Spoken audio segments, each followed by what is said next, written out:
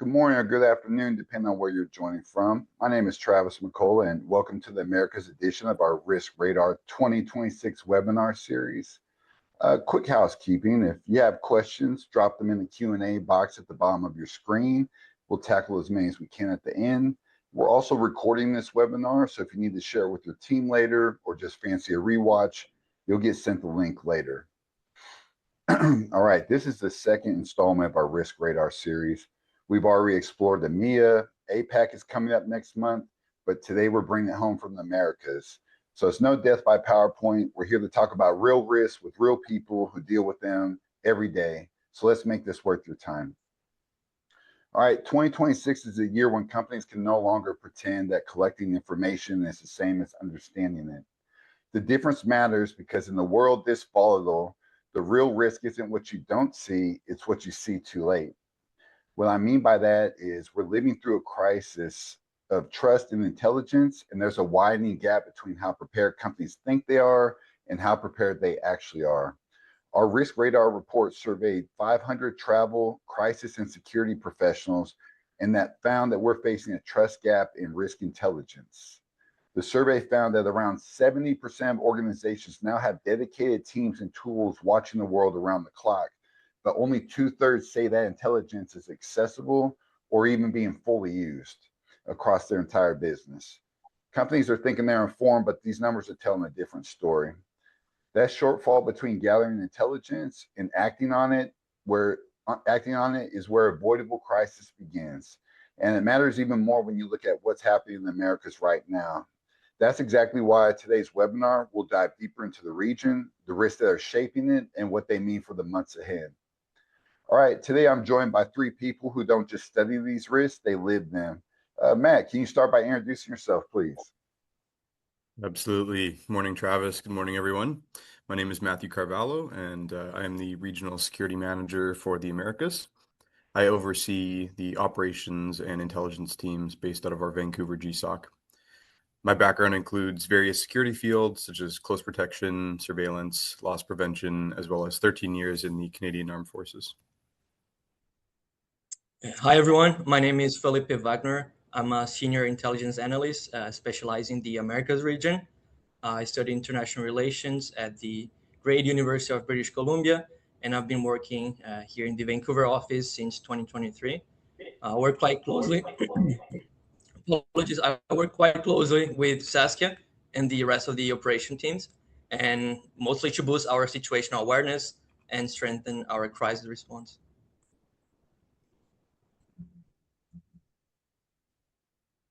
Hello, everybody. My name is Saskia Veldhuizen. I'm an associate security consultant at Helix, focusing on the Americas region. My background is in security studies and crisis security management from Leiden University State. I work within the operations team, focusing on helping our clients manage their risks across the globe, but specifically the Americas region. Perfect. Thanks all for that introduction. Okay, let's go ahead and get into it. Before we jump into today's webinar agenda, we'd be ignoring the obvious elephant in the room if we didn't take a moment to acknowledge the situation that just unfolded in Mexico. Felipe, can you start by quickly telling us about what happened there? Yes, for sure. So the surge of violence began after Mexican authorities launched an operation to capture a suspected cartel member in the city called Tapalpa in the state of Jalisco, more or less around 7 a.m. on the 22nd. So the leader of Jalisco New Generation Cartel, or CJNG for short, a guy known as El Mencho, he was fatally wounded during this confrontation, and that triggered a series of coordinated retaliatory attacks and blockades. So essentially, CJNG cells began to launch attacks against the security forces, quite targeted attacks, and they also starting to set up vehicles on fire along key highways, mostly to disrupt military movement, but also to cause just fear and generate chaos that could be exploited by other key members to escape a follow-up operation, for example. The US already claimed that it was not directly involved, but it provided intelligence support for the operation. In terms of where it happened, the epicenter was Jalisco, particularly the capital Guadalajara and the resort town of Puerto Vallarta. So in those two cities, cartel members burned dozens of vehicles, even in some downtown areas. However, as I mentioned, other areas were impacted as well. Actually, 250 blockades were reported across 20 states, really underscoring how CJNG has a presence in most areas of Mexico and their extensive capabilities as well. 70 fatalities were recorded. Most of them were cartel members. However, a single bystander was killed by a stray bullet, and the rest of the casualties were members of the security forces. The good news is that blockades, most of them have been removed by today, and the Mexican authorities deployed 10,000 soldiers across the country, but mostly in Jalisco, to control the area, and that in turn has led to an improvement to the security trend. Thank you, Felipe, for giving us a breakdown of that. Saskia, what operational impact would you say this is having? Yeah, absolutely. So since the military operation on the 22nd of February, as Felipe said, most roadblocks have been cleared. And, this is not uncommon given the security environment that a couple will always remain active. In terms of the operational impact during those 72 hours, we saw a red alert being issued by the Mexican government in some locations, as well as a shelter-in-place order that was issued by the US embassy, but also other governmental embassies. This led to a significant disruption across Mexico, with local shops and transport services, of course, shutting down for most of the 23rd, and a little bit into the 24th. We started to see that change in the operational stance in most states, and business as usual is effectively restored in all states, except for maybe Jalisco, Nayarit, and Michoacan on the 24th. In terms of that same scale of retaliatory attacks that the CJNG members kind of will do following the death, is unlikely in the short term. In terms of predicting what's going to happen in the next couple of weeks, we're going to see security forces and security operations continue to take place across those three states I just mentioned before, to gain control of those more rural areas. These are going to be small-scale surgical operations that the authorities prefer, very much in a non-confrontative approach, and then we'll just wait for the situation to de-escalate. In terms of that level of violence that we saw over the weekend, I think it's highly unlikely that it's going to continue. And that's just purely due to the high-level target that was neutralized during that operation. What we'll definitely be monitoring on our side is just how the CJNG is going to reorganize itself and how other cartels are going to respond to that across the country. It's highly likely that skirmishes between rival cartels are likely as they take advantage of a fragile CJNG without a natural succession in place. I see. Thank you, Saskia. Matt, let me ask you, what advice would you give to travelers and businesses operating in the region? Yeah, so given that the situation has largely stabilized, the main advice would be focused around practical risk reduction and mitigation measures. So as a starting point, bypassing areas with a heavy security presence, visible roadblocks, burning vehicles, or large gatherings. You should also consider establishing a regular check-in schedule, or at the very least, keeping your family, friends, and organization appraised of your well-being, either via phone or text. You also want to avoid sharing any real-time location details on social media, which includes geolocation metadata, which you can disable via your phone camera settings. You also want to make sure that any devices you have and power banks are fully charged. Keep identification and travel documents easily accessible. Make duplicate copies if possible. And then if you are traveling to airports, make sure you confirm both the flight status and ground access conditions before departure. And then finally, obviously, we'd recommend that you are monitoring local media, official government advisories, and our Helix Sentinel intelligence portal for ongoing updates. Appreciate that, Matt. And thank you all for the update with the current situation in Mexico. All right, pivoting back to our scheduled programming, let's start with a closer look at what's currently happening with President Donald Trump's second administration. Matt, can you tell us a little bit about Operation Absolute Resolve?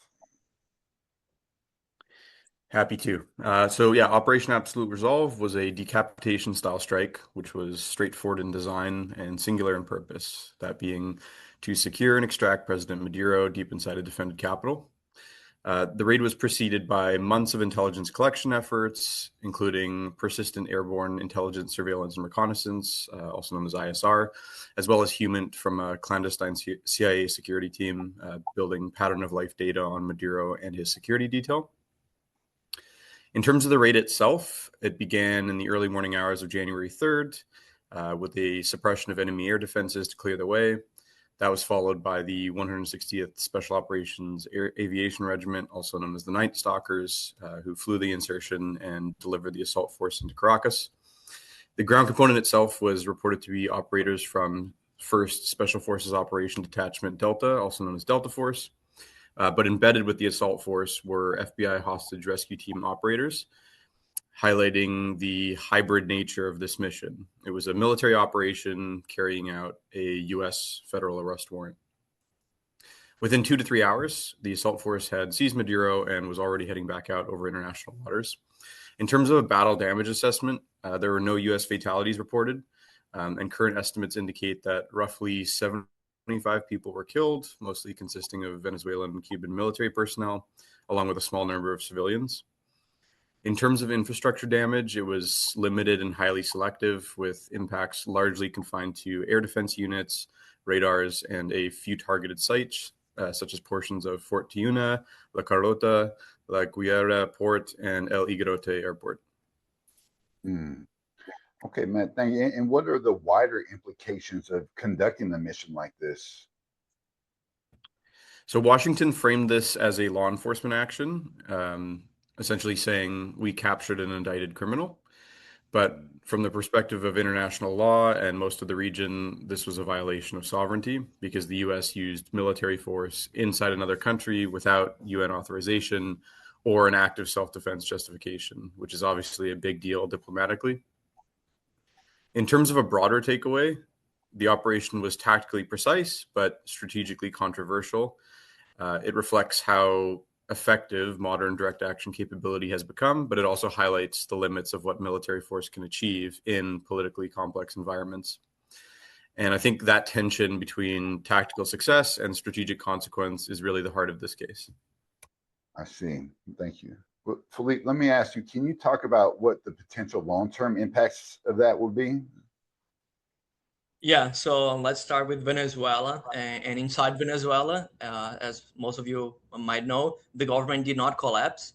And instead, a more conciliatory civilian figures are now in charge. Quite similarly, the military structure has also stayed largely intact, suggesting that the classic regime change operation was not the case here. Delcy Rodriguez, which was Maduro's vice president, and is now the acting president. And her first actions in government indicate that Venezuela is likely to accept any or most of the reasonable U.S. requests and demands, and that's mostly due to the threat of future attacks if they don't do so. However, there are still some hardline anti-U.S. figures in positions of power, especially in the military, which could potentially in the future lead to a transitional crisis once Venezuela is finally ready for elections. Now, moving outside of Venezuela and looking across the region, we saw some mixed but generally tense reactions due to the memory of U.S. intervention in Latin America. So some regional governments like Nicaragua, Brazil, and Colombia, they condemned the operation outright. Some other governments stayed quiet or took longer to respond, like Canada, for example. And then we also, of course, had the major powers backing Venezuela, like Russia, China, and Iran, criticizing the operation strongly. But the key takeaway here, I would say, it's not just about Venezuela, right? It's about setting the precedent and having the potential to do something similar in the future. And this uncertainty has made a lot of governments in the Americas concerned that the U.S. readopted Monroe Doctrine, or how Trump likes calling it, the Donroe Doctrine. And just to keep things short here, the doctrine essentially says that the Americas, both North America, Central America, South America, and the Caribbean are all under the U.S. sphere of influence. Therefore, any significant foreign military or political influence in the region is going to be perceived as a national threat to the United States. So while it's impossible to know exactly why Trump brought the Donroe Doctrine back, everything points to the perception, the U.S. perception, that great power competition has replaced global integration. I see. Thank you, Felipe. Saskia, let me ask you, can you talk about this more about how we are seeing the impact on other countries in the region? Is the U.S. likely to carry out a similar operation in Cuba or another country known for challenging U.S. hegemony in the hemisphere? I would say the short answer is no. The drug trafficking component that we saw in Venezuela is not very much there within Cuba, and thus it makes it harder for Trump to justify a similar operation in the domestic public. Cuba doesn't have that same natural resources, particularly oil, that Venezuela does, further decreasing that appetite that the United States. However, it doesn't mean that I think that the United States won't, of course, pressure Cuba at all. And, in fact, we're seeing the opposite. You've got the United States threaten to tariff any country that ships oil to the island, which, further compounds an energy crisis that's kind of been recorded in the last couple of years. Recently the fuel jet shortages have led to flight cancellations earlier this year, underscoring that operational impact there. Diesel shortages are deteriorating, across the country, and, power outages are taking place on a near daily basis. So while these operational constraints have led not to an increase in unrest on the island, it's a realistic scenario over the coming months that this could happen, barring a negotiated solution between the US and Canada, or US and Cuba, apologies. Ongoing negotiations between the US Secretary of State and the grandson of Raul Castro indicate this can't be rolled out. And it's actually interesting to see how the incident that played yesterday, which resulted in the deaths of 4 US citizens following a shooting by the Coast Guard, and how that will play out in the negotiations as well. And of course, you still have Mexico. It's actually quite notable that no public threats have really been directed at countries like Colombia, or if they have at Colombia, but not so much to Mexico. And they've largely avoided, sustained rhetorical confrontations, and that's not a coincidence, I would say. Under President Claudia Sheinbaum, we're seeing a blend of pragmatic necessity and at the same time quiet pressure diplomacy.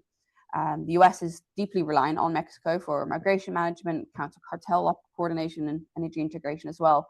So, that recent operation that we spoke about earlier in the webinar, showcases that operational integration there and real-time coordination between the two countries. Thanks, Saskia. All right, let me take this up a level. The real question here isn't just what the US is doing, it is what this means. Felipe, can you expand on this a bit more, please? Yeah, for sure. I would say the first key takeaway here is that geopolitical uncertainty is not episode-based, it's structural now. The revived Monroe Doctrine means that Washington is once again flexing its muscles across the hemisphere, as we can see, for example, with Greenland or the Panama and the Panama Canal situation. So this flexing suggests that frictions between the US and other powers such as China, Russia, or as Greenland underscored, even historical allies like the European Union. So whenever those frictions are there, whenever the US has interest there and the other superpowers also do, we're going to see their interests collide and the frictions that are going to come out of this. So the use of political and economic pressure tools, for example, such as tariffs, they explicitly target supply chains quicker than business can plan and account for. So the second scenario, it's about the public perception across Latin America and the Caribbean, because show of force by the US like that, like we see in Venezuela, although better received than most expected, and this better reception is most to do with Maduro's perceived authoritarian rule. But regardless of that, this show of force has fueled localized anti-US demonstrations. I can mention, for example, violent demonstration that happened outside of the US Embassy in Bogota, where activists labeled US action not only in the region, but also in Gaza as new imperial, and that escalated and led to clashes with the security forces. Similarly, we also saw growing activism in Mexico, including violent anti-gentrification protests, which targeted areas that are known to host a lot of foreign nationals. Those protests happened in 2025, so they predate the operation in Venezuela. However, we expect that a high-profile raid, like what we saw in Caracas, is highly likely to intensify the very narratives that led to the protests in the first place. So yeah, to summarize all of what I just said, the current scenario where the US is reasserting its hegemony and rival powers are pushing back, this creates a landscape in which companies and not just embassies like we saw in Bogota could become potential targets for unrest and even legal action. Because in this era of great power competition, foreign companies can be targeted not only because of what they do, but because of who they are and what they represent. Thank you, Felipe. All right, so that gives us the big picture of how U.S. power is shaping the region, but geopolitics only tells us half the story. To understand the real impact on people and day-to-day operations, we need to look at how unrest is unfolding across the Americas. Matt, do you mind talking to us about the unrest risks in the Americas and how these risks are currently evolving? Yes, so starting with the US, this year we've seen major demonstrations break out across the country, mostly in response to federal immigration enforcement tactics. The biggest activity has been in Minneapolis, San Francisco, New York, and Los Angeles. There were two main incidents that served as the triggers for this wave of unrest. I'm sure most of you on this webinar are familiar with the Renee Nicole Good incident that occurred on January 7th. And then a couple weeks later, on January 24th, Alex Preddy was shot and killed by two CBP agents during ongoing protests, also in Minneapolis. Bystander video quickly raised serious doubts about the initial self-defense narrative released by officials. And what made these incidents especially significant was that both were recorded and then rapidly circulated online, which allowed the public to view the events directly. And that visibility exposed clear gaps between the initial government accounts and the video evidence, which in turn fueled a sharp rise in public anger. All to say that the consequence of this was a sharp expansion in protest activity. What started in Minneapolis moved into a nationwide series of marches, vigils, and sit-ins calling for accountability and major policy changes. Yeah, and just to add to Matt's comments from an analytical perspective, the first observation that can be made here is that the anti-ICE demonstrations and also the associated shootings in Minneapolis, they have created the kind of environment where a nationwide unrest can escalate quite quickly. And I say that because there's this mix of graphic videos going around online. There are conflicting official accounts depending on who do you ask, and there's clear signs of procedural misconduct, all of which have damaged public trust faster than authorities can repair it. So as a result, any similar incident reported during really any kind of anti-government demonstrations are going to be seen with the same lens of perceived federal overreach and lack of accountability. So this keeps the risk of renewed unrest consistently high because the underlying grievances are no longer tied to a single event like the shootings in Minneapolis. They talk about broader and more systemic issues. The second observation relates to how anti-ICE demonstrations tap into bigger social and political debates, which again, they highlighting the potential for a rapid escalation. I say that because we saw political leaders having clashed over the transparency, the use of force, and how ongoing investigations should be handled. This discussion really shows how any local enforcement action can spread organically if it connects to deeper social issues like justice, public trust, and the federal power, which in the US, of course, is a sensitive topic.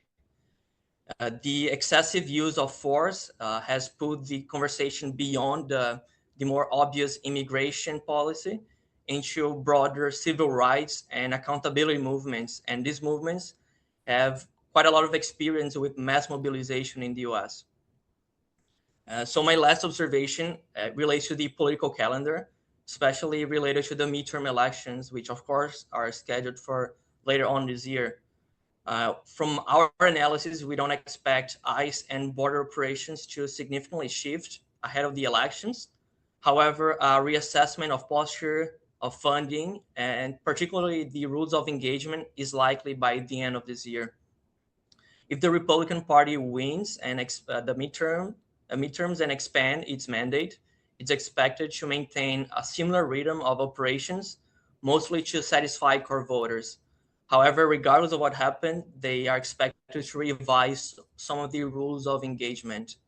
However, now if the Democratic Party wins the midterms, the Trump administration is expected to recalibrate and restore a bit of the public confidence. And they would mostly do that to prevent a Democratic landslide victory in the 2028 elections. I see. Thank you. Saskia, can you walk us through what these developments mean from an operations standpoint? Yeah, we're seeing unrest risks involved in ways that really matter for day-to-day operations, business travel, and overall corporate resilience. So if we were to break that down into practical terms, I would put it into 3 categories. Firstly, refrain from recording sensitive operations in areas where law enforcement or federal activity is underway. Whether it's immigration enforcement or counter-narcotics actions, it's important not to record or share what's happening. Posting videos or even taking out your phone in these situations can inflame tensions, draw unwanted attention, or actually it could interfere with ongoing operations. And as well with that, it creates that legal and safety issue for anyone involved. Secondly, I would say plan hotel stays avoiding known protest locations. We're not just seeing demonstrations in the usual places like public squares, but increasingly protests are happening outside embassies, government offices, and in some cases even at hotels, especially those that are hosting government or ICE personnel. So selecting a combination away from these hotspots is becoming more important. Protests near your hotels aren't just a remote possibility anymore, it's rather something that we're actively seeing on the ground. And then my third point, and so lastly, it's to anticipate travel disruption, including outside airports. Protests are increasingly targeting transit hubs, major roads and public transport stations. So that means that your plans can be disrupted, even if the protest is nowhere near your destination. So we're seeing situations where, even alternative routes can get congested or even blocked entirely. So build in that extra time and have backup routes in mind at all points. I see. Thank you. And Sas, can you also talk us through how Gen Z-led protests have emerged across the Americas, particularly in Mexico? Yeah, we've been tracking a particular trend within Mexico that really stands out, and that's the Gen Z-led protests, which have been noticeably more confrontational and disruptive compared to many other demonstrations that we've seen across the region. And what's more important here is that these protests aren't, tied to just, one policy issue. They're being fueled by a much broader sense of frustration, everything from economic inequality to rising living costs, to a perception that, the political system just isn't delivering, meaningful change. So what we talked about this pattern in our previous webinar, I believe we've mentioned it in the EMEA, and we'll most likely definitely touch upon it in the next one for APAC. We're now seeing this similar dynamics, play out in Mexico. These movements tend to spread quickly, they tend to spread organically, and they often spill over into major traffic corridors and tourist areas. So that really creates a very real, on the ground impact. Commercial activity gets disrupted, mobility becomes unpredictable, and visitor movement can be affected, even if protests weren't expected in that location initially. So again, the takeaway here is, that Gen Z-driven protest in Mexico isn't just symbolic. It's high impact, it's fast-moving, and increasingly, we're seeing places where businesses and travelers, being affected on a daily basis as well with this. I see. Thank you. Interesting point. And Felipe, we've seen similar protests in Peru. Yeah, indeed. A lot of the common drivers that Saskia previously mentioned, such as the perception that the political system has failed, or the growing rift between the political elites and the average citizen. So those components are all present in Peru as well. However, the main difference from Mexico is that in Peru's case, the Gen Z protests led to a change in government. Dina Boluarte was impeached in October 2025, following several consecutive days of demonstrations in capital Lima. And to be fair here, she already had around a 5% approval rate before the Gen Z protest started. So that was essentially the last nail in the coffin. And the very same demonstrations that took her from power coincided with bus driver strikes in Lima and Callao because of a noticeable deterioration to the public transportation system's safety. What we essentially had was extortion rings targeting these public transportation systems, and that led to the demonstrations, underscoring how the political risk can have real operational consequences. Peru will have elections later on this year, which brings another layer or component to the Gen Z protests. The cherry on top here is that the interim president that was elected in October 2025, so the president that succeeded Dina Boluarte, has already been impeached, which again reinforces the perception that Peru's political system simply it's not working. So for this reason, we expect the Gen Z protests, or whatever its new name, to be a central part of this year's election and all the associated unrest which we are expecting in Peru. Thank you, Felipe. Appreciate that. All right, so that's the picture of how unrest is playing out across the region right now. But to understand where risk is heading and what organizations need to plan for, we need to look ahead. All right, so let's turn to what 2026 is set to bring across the Americas. Felipe, I'll come to you for this one first, please. Yeah, so other than Peru, which I just mentioned, when it comes to election, Brazil is the most important case to watch here, because at the end of the day, just going to be the first presidential election since the post-election unrest and the attempted coup that we saw in 2022. Starting with the good news. So the good news is that the political environment that enabled the storming of government buildings in Brasilia has largely fragmented. I say that because the federal police investigations led to several arrests within Jair Bolsonaro's inner circle, and actually culminated with his own conviction to a 27-year sentence. The bad news, however, is that things started to change in late 2025 when Jair Bolsonaro, from prison, endorsed his eldest son, Senator Flávio Bolsonaro, as a pre-candidate for the race. So the precedent that was set in 2022 and 2023, when Bolsonaro inner circle advanced claims of voting machine malfunctions, and they actually even pursue legal challenges to overturn the results. All of that indicates that a similar transitional crisis cannot be entirely ruled out. However, the stormings of the public buildings in 2023, the storming of public buildings like we saw in 2023 is highly unlikely, because the authorities are much prepared now, particularly in Brasilia, and they are expected to be better able to respond to mass gatherings. However, demonstrations in urban centers like São Paulo and Rio de Janeiro should remain peaceful and shouldn't lead to anything other than localized travel disruption. The risk of election contestation significantly increases if Flávio Bolsonaro goes through a runoff and underperforms, or if he alleges there were procedural biases, such as interference from the Supreme Court, which was something that the Bolsonaro's inner circle used a lot in 2022. Similarly, any transitional risk would also be reduced if we see another right-leaning figure facing incumbent President Lula in a runoff scenario, because his alternative right-leaning figure is less likely to activate the election denial card. Gotcha. And what about elections elsewhere? So yeah, I already mentioned the U.S. election earlier. I'll quickly mention it again, because it's essentially going to be a litmus test for most of Trump policies. So Trump, of course, is attempting to preserve the Republicans' narrow House majority, because that really facilitates the passing of legislation and makes so that Trump doesn't have to rely on executive orders. At the same time, the Democrats are attempting to capitalize on a historic midterm pattern that we've been seeing, in which the ruling party generally loses seat.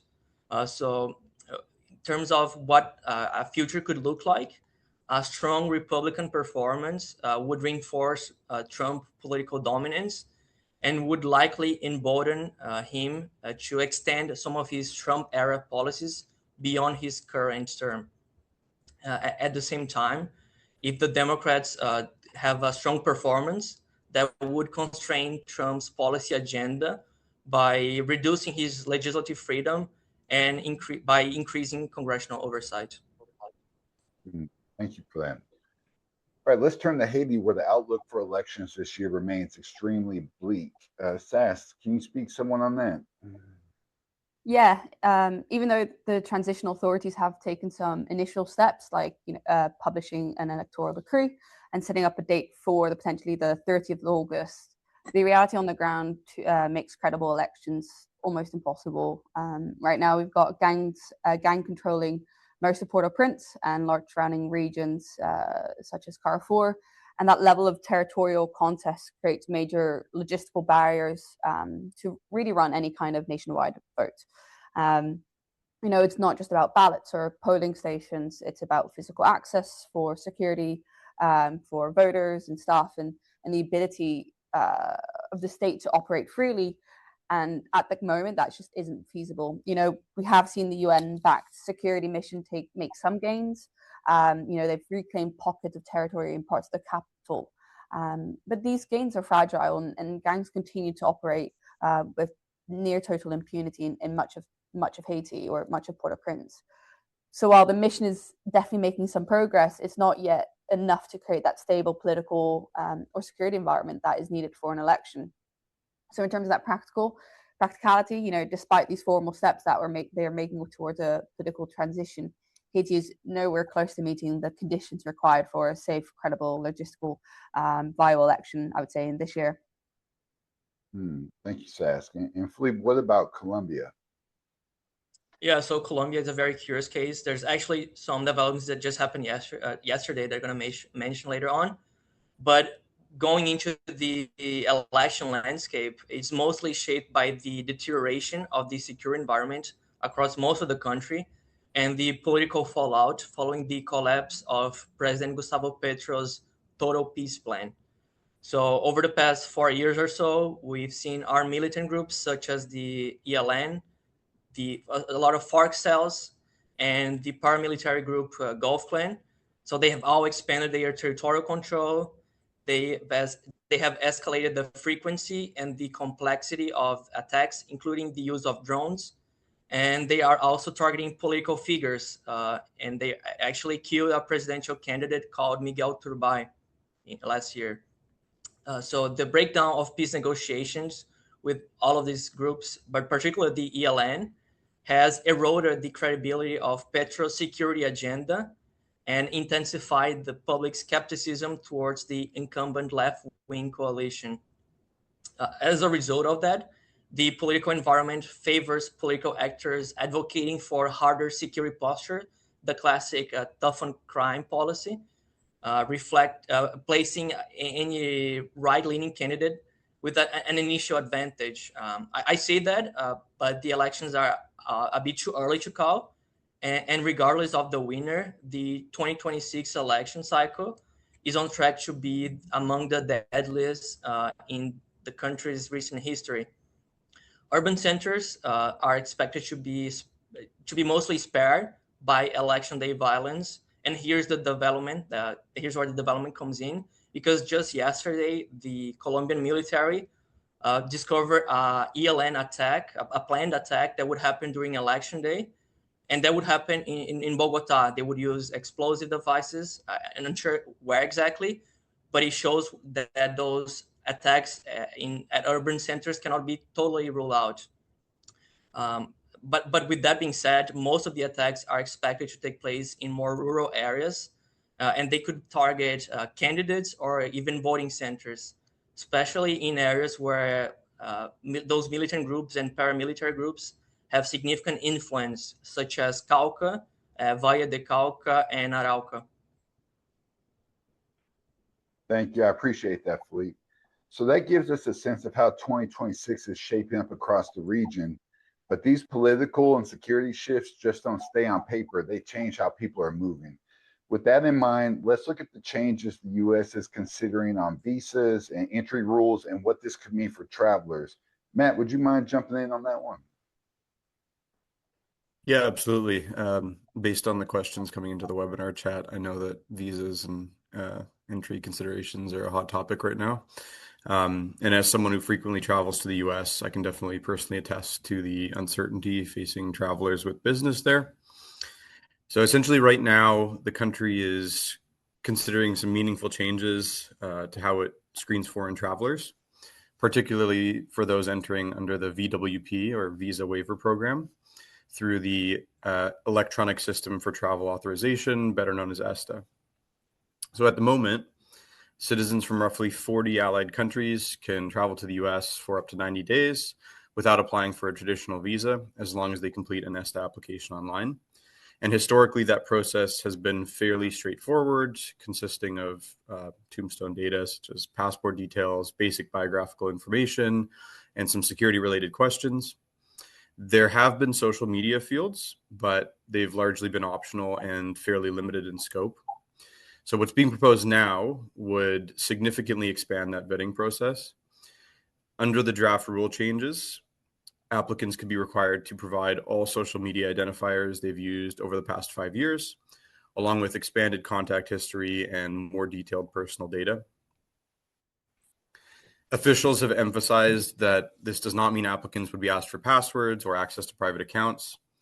Instead, the focus would be on identifiers that allow the authorities to cross-reference publicly available material against government-held classified data, which includes things such as terrorist screening databases, watch lists, and no-fly lists, law enforcement and criminal intelligence records, immigration violation records, signals intelligence or foreign intel reporting, as well as partner nation intelligence sharing databases. Thank you, Matt. So what does all of this actually mean for people traveling to the United States?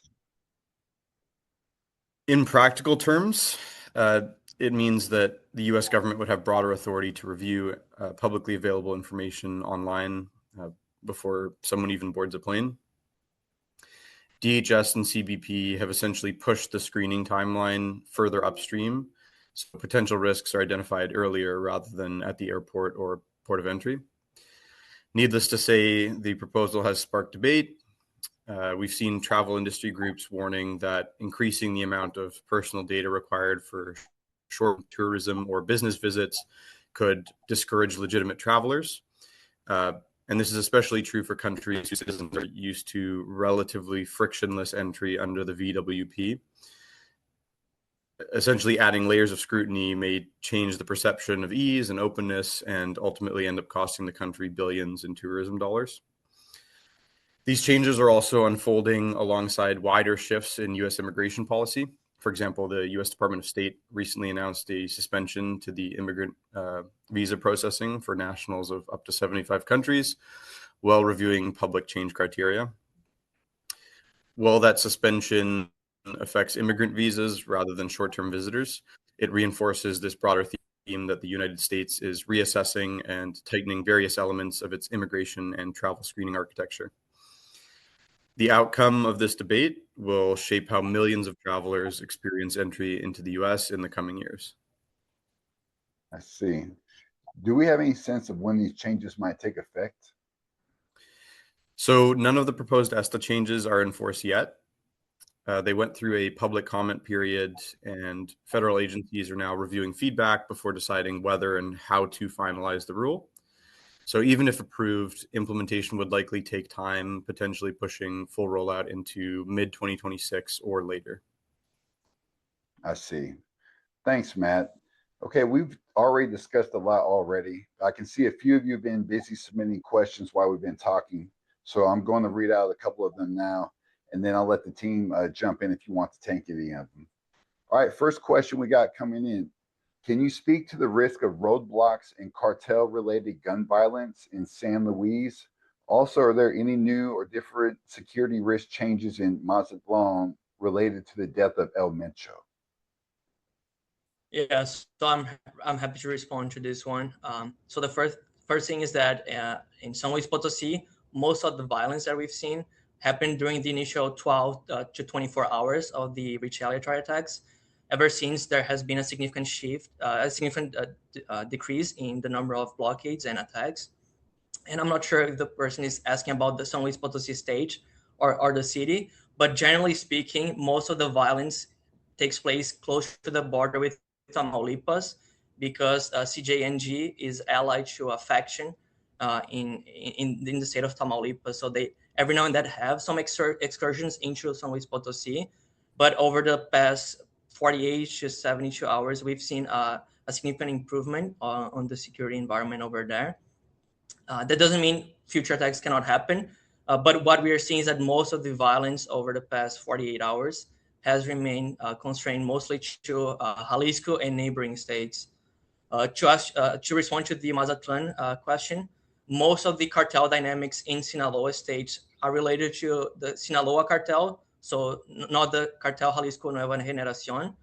There is one faction of the Sinaloa cartel which has some alliances with CJNG. That's why we saw some burning vehicles in Mazatlan. But again, everything points to the fact that most of the violence will remain concentrated in Jalisco from now on. So the violence that takes place in Mazatlan is going to be mostly related to the dynamics in relation to the Sinaloa cartel, not El Mencho's death. Thanks, Felipe. I appreciate that. All right, we have another question coming in from Robert Sharp. Are we seeing any form of delays at border crossing points that our travelers need to build into their transit times? In terms of actual delays, I would say it's quite difficult to give you, one answer, in the sense of each day staffing does play a big impact as to potential delays. I would say it's one of those things where you should allow for additional time when you are going through passport control, especially if you've got potential documentation that potentially don't align across the board. I know as well there was a question about LGBTQ visa questions. Travis, do you want me to read that out, or do you want me to? I'm sorry, say that one more time, Sas. Yeah, no, I saw there was a question about LGBTQ plus as well, and so that quite closely ties in, purely because when we're talking about these new or changing US visa rules, the impact to LGBTQ plus travelers is a bit more pronounced. So in that sense, in comparison to general traveling population, so it doesn't necessarily mean that the rules explicitly target LGBTQ plus people, but rather it's the documentation, the identity, the consistency that tend to matter a lot more at the border. So again, kind of the two questions there, it's quite closely in line in the sense that you do one day or one border crossing is not the same as another. So if you do have potentially changes that affect your passport gender markers or partner recognition in visa applications, you potentially increase scrutiny during interviews. Can create uncertainty, even if the policy changes are small, and the way they're interpreted, like I said, as well, as by the individual officer can vary. And then I know, again, from an organizational perspective, it's less about alarm, but more about that proactive awareness. So making sure travelers know what to expect, and make sure your internal teams stay updated as how the guidance evolves, and as well with what Matt was saying earlier, making sure that you're aware of those changes, as they can come quite suddenly. Again, the risk isn't usually denial of entry. It's just the stress, the inconsistency, and then delays that can come with that unclear or changing rules. Thank you, Sas, for taking both of those questions. Another question just came in from Rennie. In light of the current leadership vacuum within the CJNG, how likely is internal fragmentation or splintering, and to what extent could rival cartels, particularly the Sinaloa cartel, capitalize on this instability to expand territorial control? Okay, so I would say that CJNG is less likely to fragment, like what we saw with the Sinaloa cartel, for two main reasons. First of all, because if there is any kind of fragmentation, it would most likely be peaceful. The leadership would most likely divide the geographical regions that have influence among themselves. And I see that mostly because the death of El Mencho didn't have anything to do with the backstabbing or a perceived ally cartel betraying them. like we saw with Sinaloa.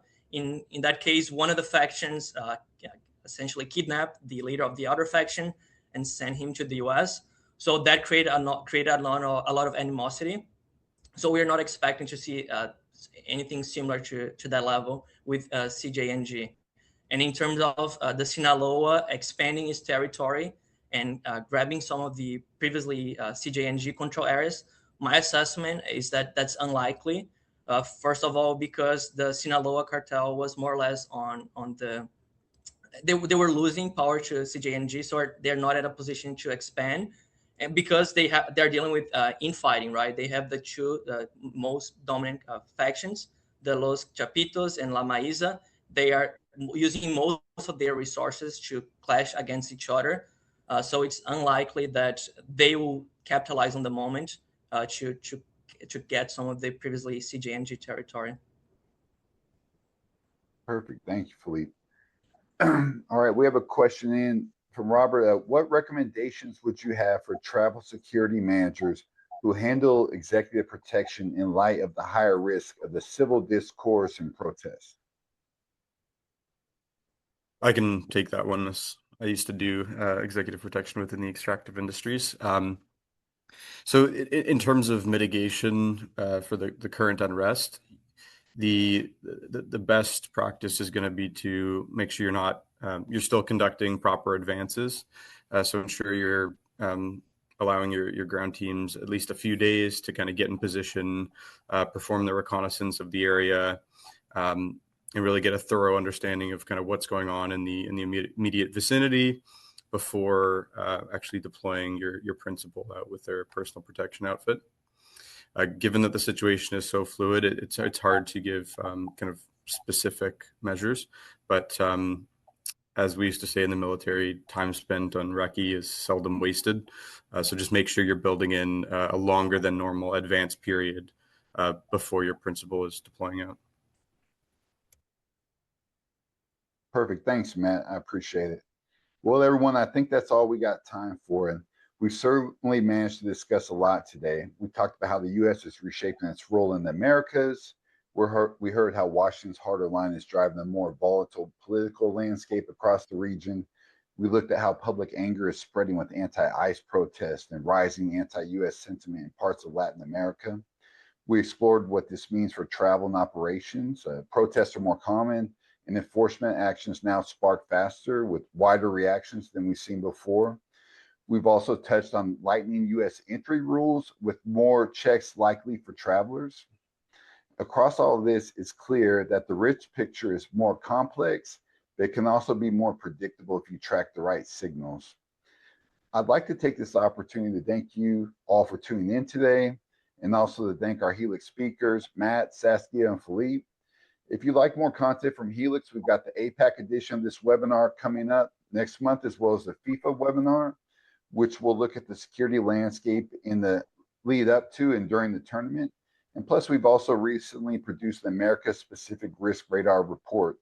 We'll share the link to all these along with today's recording, and that will bring us to the end of this webinar. So thanks everyone for listening in. I hope you have a great, productive rest of your week. Thank you now. Take care.